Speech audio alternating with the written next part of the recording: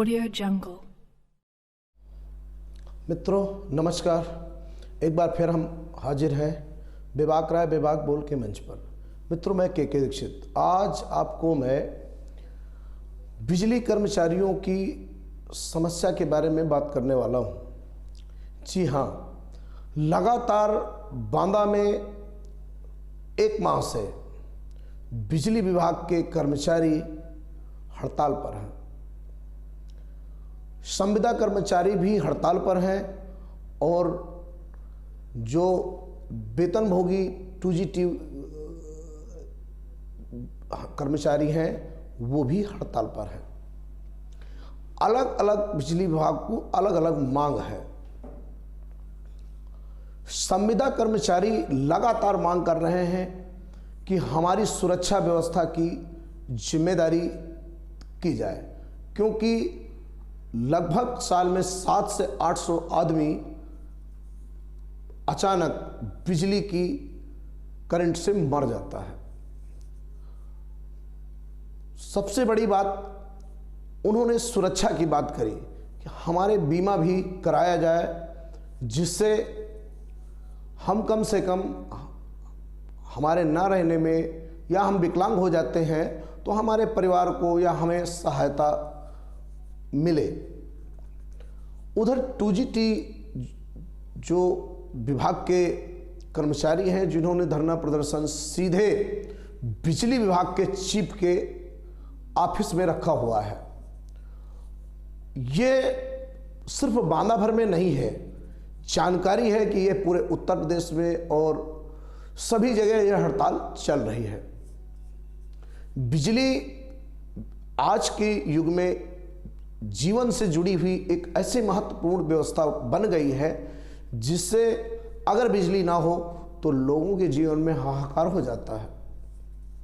ऐसी महत्वपूर्ण समस्या में बिजली विभाग के आला अधिकारी, बिजली विभाग के मंत्री और सीधे हम ये कह दें तो शक्ति भवन जिस तरह कर्मचारियों के इस हड़ताल को हल्के से ले रहा है, जिस तरह से उनकी बात को नहीं मान रहा है, अगर ये अधिकारी, ये कर्मचारी लगातार हड़ताल में रहे तो कितनी बड़ी अव्यवस्था बिजली की फैल सकती है। और बिजली की अगर अव्यवस्था फैली तो प्रदेश भर में, देश भर में कोहराम मच सकता है। इन जब कर्मचारियों से हमने बात की तो इन्होंने अपना इस तरह हमें दुखड़ा सुनाया। आप सुने। जिंदाबाद जिंदाबाद, राउत संघ जिंदाबाद, राउत संघ जिंदाबाद, डिजिटल एकता जिंदाबाद, डिजिटल एकता जिंदाबाद। हमारी मांगे हमारी मांगे हमारी मांगे। रिंग क्लब जिंदाबाद, रिंग क्लब जिंदाबाद, रिंग क्लब जिंदाबाद, रिंग क्लब जिंदाबाद। प्रादेशिक संघ जिंदाबाद, प्रादेशिक संघ जिंदाबाद, डिजिटल एकता जिंदाबाद, डिजिटल एकता। क्या नाम है आपका? लखनलाल पटेल, प्रादेशिक संघ से जिलाध्यक्ष है। क्या मैटर है पूरा? हम लोगों की ये मांगे लगभग 1 महीने से हम लोग आंदोलनरत हैं। हमारी मांगे हैं पहले ग्रेड पे के लेके हमारे 2600 से 4200 ग्रेड पे किया जाए। आंदोलन के लेके है जो लड़के यहाँ से 4 किलोमीटर दूर के लड़के यहाँ नौकरी कर रहे हैं इतने कम वेतन पे, तो उनका आंदोलन शुरू किया जाए कि वो लोग अपने होम डिस्ट्रिक्ट पे न जाके अगल बगल डिस्ट्रिक्ट में अपने वहाँ नौकरी कर सकें। और इसमें प्रमोशन के लिए हम लोगों के लिए प्रमोशन जब प्रबंधन ने परीक्षा प्रणाली शुरू करवा दी है, जबकि ऐसे कभी किसी भी प्रमोशन पे नहीं है हमारे विभाग पे, और न भी कोई समय बाध्यता है। अगर हम लोगों के लिए समय बाध्यता भी कर दी गई, 10 वर्ष की समय बाध्यता कर दी गई है। 10 वर्ष पूरे होने के बाद भी परीक्षा की जाएगी, तभी प्रमोशन किया जाएगा। और हम लोगों के इसमें पेंशन का मामला है, पुरानी पेंशन बहाल किए जाए। और एक टाइम स्केल है, हम लोग जो 2013 के बाद के TG2 हैं उनको एक टाइम स्केल वो इंक्रीमेंट एक बाकी हुए है, तो वो इंक्रीमेंट एक लगाया जाए। और हमारे टाइम स्केल की बात चली, जो प्रथम समयबद्ध वेतनमान है उसको 4200 किया जाए, दूसरा 5400 किया जाए, तीसरा 6600 किया जाए एक्सचेंज साहब का, चीफ साहब का। ये लोग हम लोग की मांगे हैं। नहीं पूरी हुई तो क्या करेंगे? नहीं पूरी होंगे जो हमारा केंद्रीय आह्वान करेगा तो वही हम लोग उसके दिशा निर्देश पे हम लोग आंदोलन रहेंगे। आपने सुना किस तरह से इन्होंने कर्मचारियों ने अपनी बात बताई, अपनी पीड़ा बताई, अपना दर्द बताया। इनके दर्द सुनने के बाद जब हमने बिजली विभाग के मंडलाध्यक्ष यानी चीफ साहब से बात किया, उन्होंने बताया कि मेरे संज्ञान में है और ये हम अधिकारियों के स्तर का मैटर नहीं है, ये सीधे शक्ति भवन से या उच्च मंत्री या अधिकारियों के स्तर का मामला है और इसमें बातचीत लगातार उनकी चल रही है, परंतु अभी बात नहीं बनी है। कोशिश की जाएगी कि जल्द ही बात बने। अगर यह बात हमने जब जानकारी की तो उन्होंने क्या कहा, आप सुनिए।